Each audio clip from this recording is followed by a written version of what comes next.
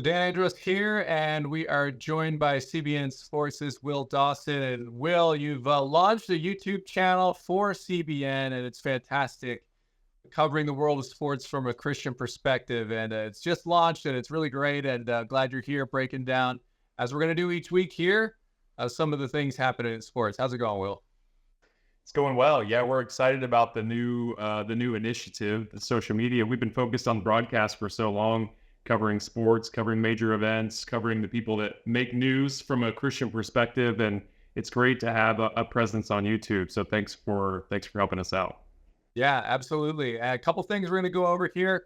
Starting with the College World Series, this is a big event that probably doesn't get quite as much pub as it probably should, because I mean, March Madness, as we know, gets a lot of love from the media, people filling out brackets and whatnot. But this event is well attended. I mean, the crowds are huge, and it's pretty intense. So where do things stand right now? I know we checked in with you just ahead of you earlier on in the bracket.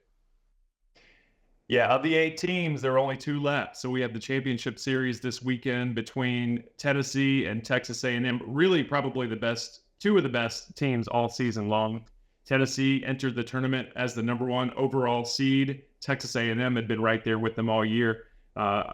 Ironically enough, I guess 2 years in a row, the SEC representing with 2 teams in the championship. Last year was LSU edging out Florida. This year, Tennessee and Texas A&M. And like we mentioned last week, Tennessee being the number 1 overall seed, though you think they probably have the chance to win it, the last team that was number 1 overall to win it all was back in 1999, Miami Hurricanes back then. So not the best luck or whatever to be the number 1 seed going into the tournament. But if any team can do it, it's this Tennessee Volunteers team.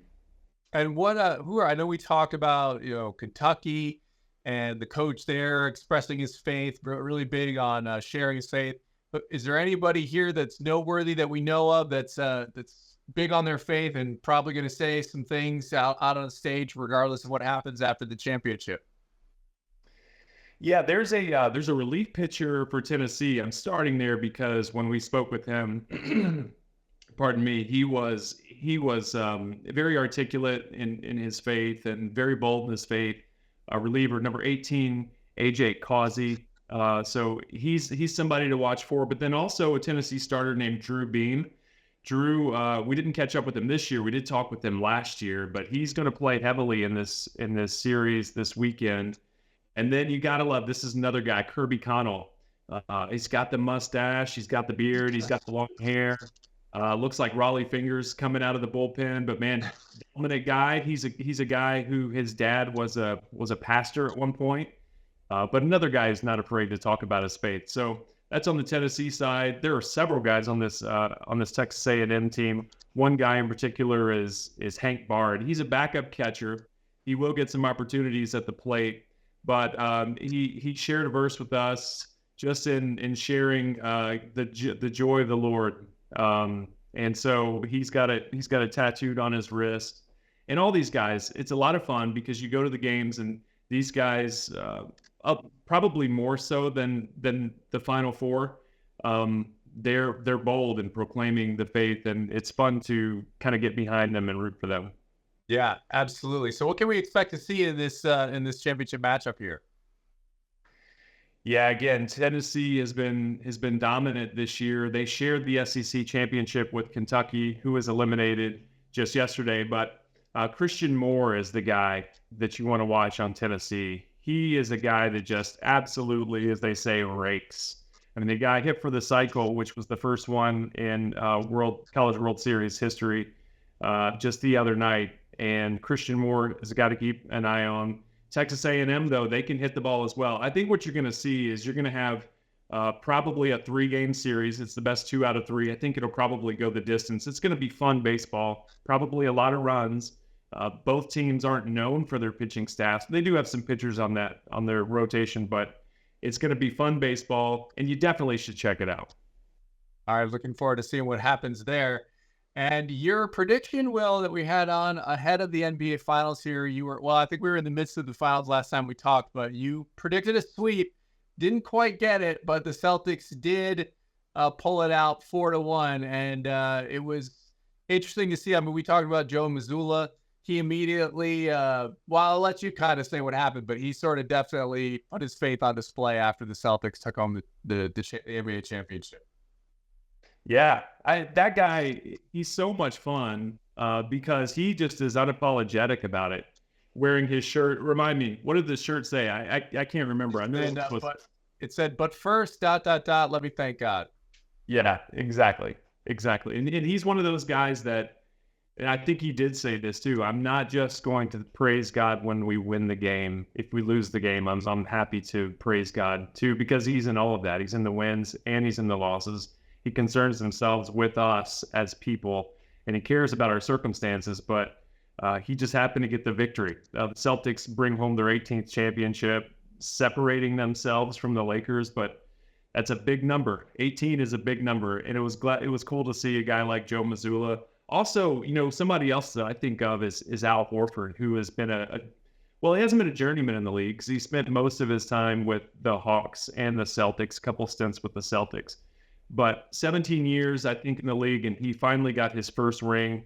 A guy that has been not as bold in sharing his faith, but has kind of come around to that. And I think it's something that is very important to him, and he's expressed that at least more recently. So it's kind of cool. And Al Horford was a guy who back in 2006, 2007 was with the Florida Gators when they won repeat national championships. And so to be in the league for this long after having that success in college and finally getting to bring it home on a team full of guys like Tatum and Drew Holiday, Al Horford that do express faith. I don't have a rooting interest as far as NBA teams go, but that is a team that our viewers could certainly get behind. Yeah, Tatum also. You have the clip on the CBN Sports YouTube page of Tatum afterwards, thanking God for this. And he even said, I think kind of what you were saying, not just for the win, but just for, giving us these platforms, putting us in these positions. And so he was thankful for that. I think he has Proverbs 3 tattooed on him as well. So I forget the exact verse. I think it might be 3, 5, and 6. Chapter 3, verse 5 and 6. So that's really cool to see as well. Why don't we move over to women's basketball while we're on the topic of basketball? Kaylyn Clark, no shortage of storylines there. She seems to be still kind of plugging along. The Fever seemed to be getting a little better, but there was another dust up the other day featuring Clark and Reese. Yeah, it's pretty incredible that we could just talk on a weekly basis or even a daily basis, and some of the things that are happening to her. It was a hard foul from Angel Reese. One of those angles looked especially bad. Another one didn't look as bad. Angel Reese said that she was making a play on the ball. I don't know, maybe she was. But wow, we can't stop talking about Kaylyn Clark. She is. The Fever have kind of slowly started to gel and to mesh. What is interesting about the WNBA as opposed to the NBA, we know the draft is next week, is that they've got all summer to get used to one another before the season starts. Kaylyn, it feels like she was just in the national championship game a few weeks ago, or in the Final Four a few weeks ago, and now you're getting all of a sudden she's thrown into the roster and for the Indiana Fever, and so that's a pretty quick turnaround for somebody. She's quietly putting together a really amazing season. She's got averaging 16 points a game, 6 rebounds, 5 rebounds, 6 assists, something to that effect. That's pretty solid. And I think last week I said something along the lines that she's the Michael Jordan of the WNBA. So I heard back from that. Listen, she is not producing the way that Michael Jordan produced his rookie year. I think he averaged 28 points a game. So I got that, no problem. But as far as Kaylyn Clark goes, she is a household name, and she's bringing exposure to the WNBA that Michael Jordan, and really only Michael Jordan, did back in the 80s and 90s. And so when it comes to who she is and being the GOAT and being a legacy player and being someone who will bring attention to the WNBA, she's doing it like only MJ did and could.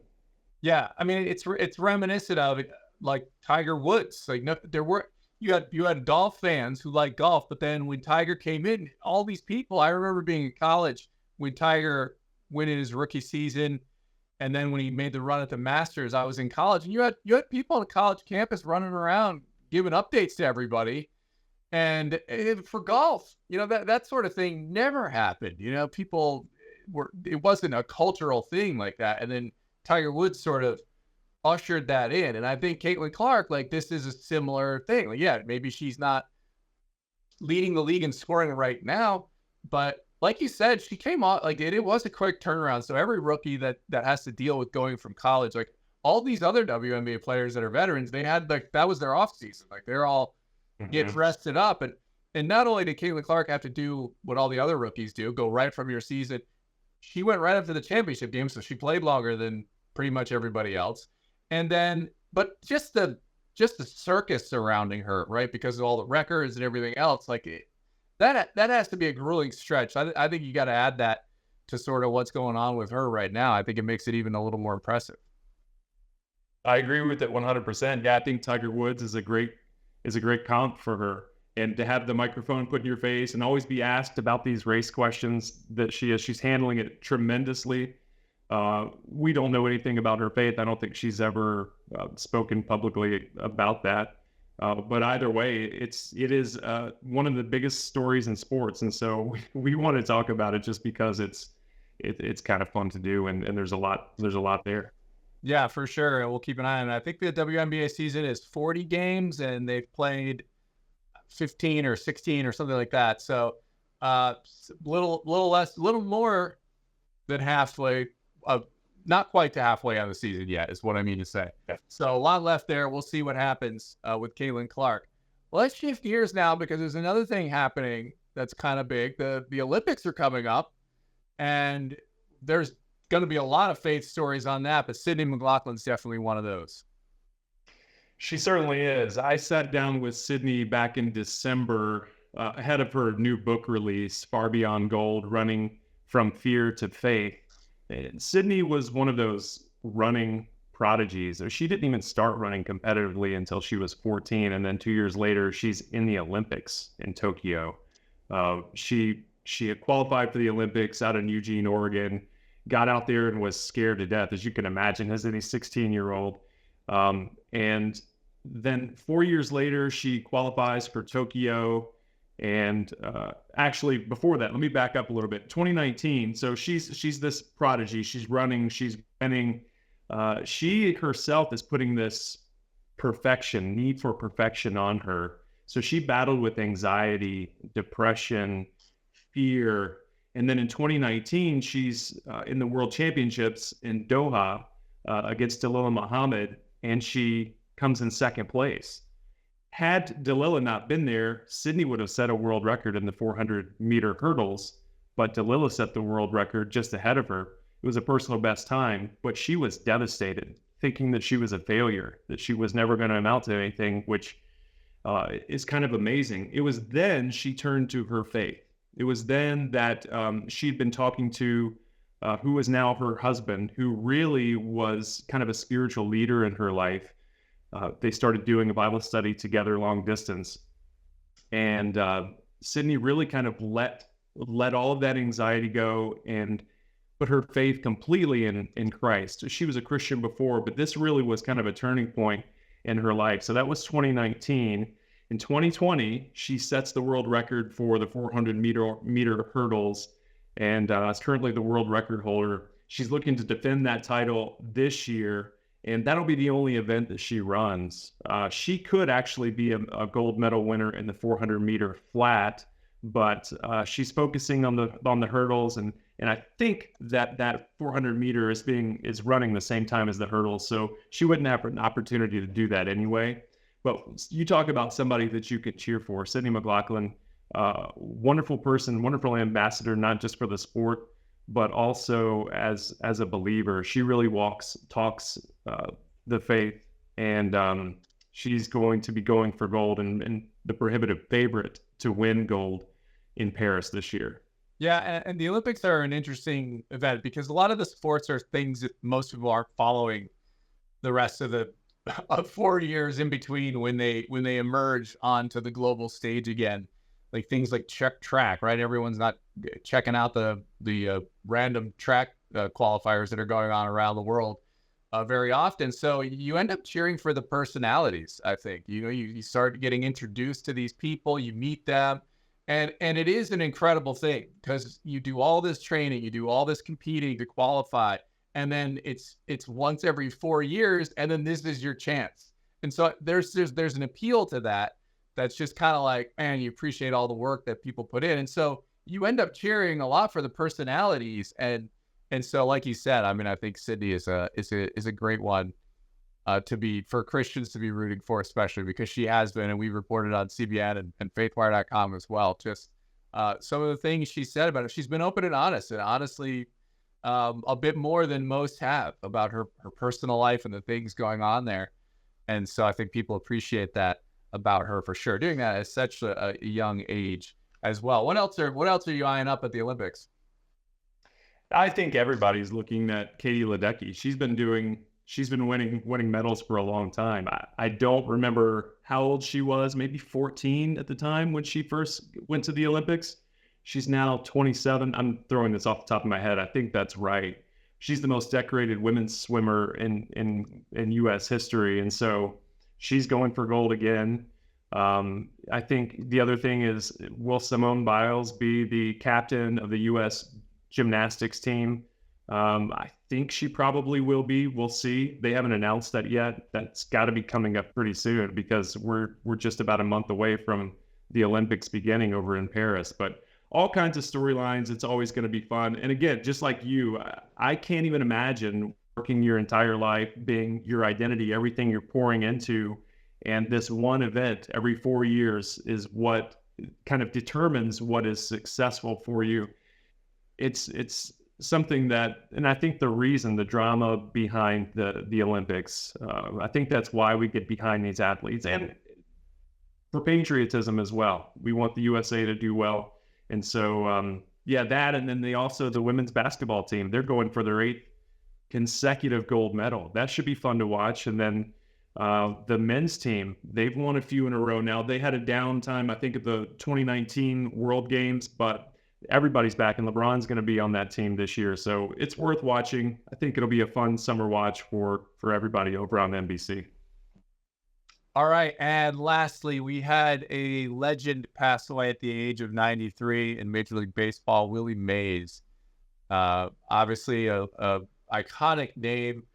The catch that everyone remembers, the over-the-head catch, it was just incredible and just has been shown over and over again. So how's the baseball world and the rest of the world reacted to that? Well, if you have a top 3 all-time best player and Willie Mays is not on that list, there's something wrong. I mean, Willie Mays could very well be the greatest player in Major League Baseball history. And, Willie Mays came up in 1951, which was 4 years after Jackie Robinson broke the color barrier. He comes up, he wins Rookie of the Year in 1951. And then in 1952, he's drafted to go to the Korean War, which he didn't end up serving in combat. He was stationed in Fort Eustis.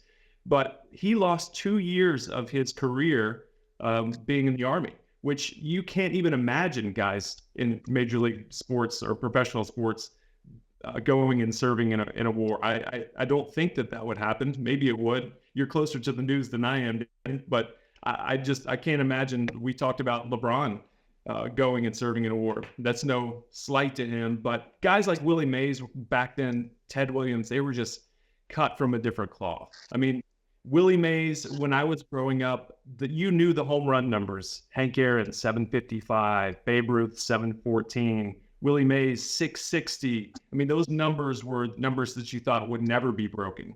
And so he ends up best friends with Bobby Bonds, and we know Barry Bonds is Bobby Bonds' son. Barry Bonds is now the all-time home run king, with an asterisk probably beside his name. Willie Mays, just an incredible guy, did it just as a professional his entire career, and certainly, if not the greatest, one of the greatest.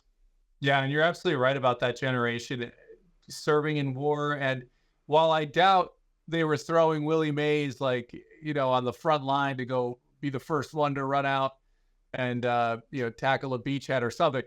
It's still remarkable that they take the time away. I mean, 2 years away is not just like, hey, I'm going to go wave at a few people and come back. That's 2 years. Like, you're definitely serving your time there. And I think with the money today, like, you just wouldn't see it very often. I mean, Pat Tillman comes to mind though.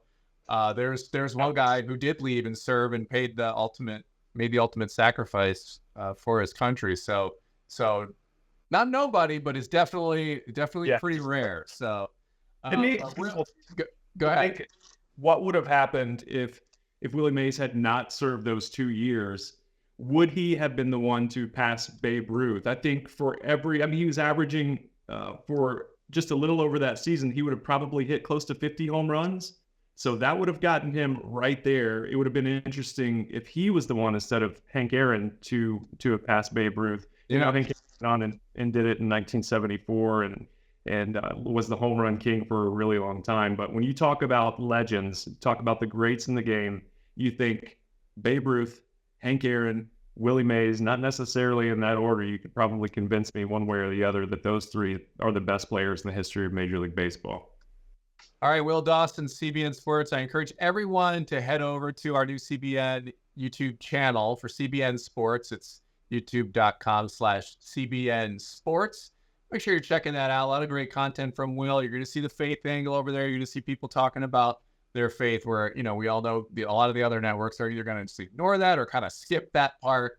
And we're putting it front and center. So, and Will is leading the charge over there on that. So, Will, appreciate you stopping by and rounding up a couple of the big stories in sports this week. Hey, I look forward to talking to you again soon, Dan.